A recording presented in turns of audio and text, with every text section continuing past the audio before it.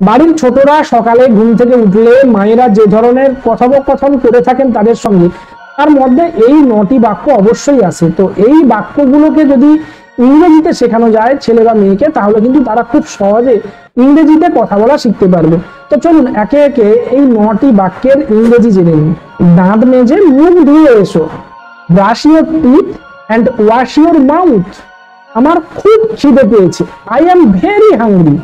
I am very hungry. জল খাবার প্রস্তুত। Snacks are ready. এই নাও খাওয়া শুরু করো। Take this and start eating. Take this and start eating. তাড়াহুড়ো করো না, আস্তে আস্তে খাও। Do not rush, eat slowly. Do not rush, eat slowly.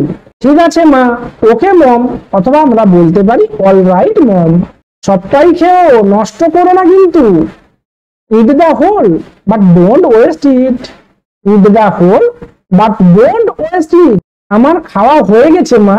Mom, I have eaten. Mom, I have eaten.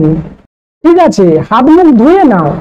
Okay, wash your hand and mouth. Okay, wash your hand and mouth.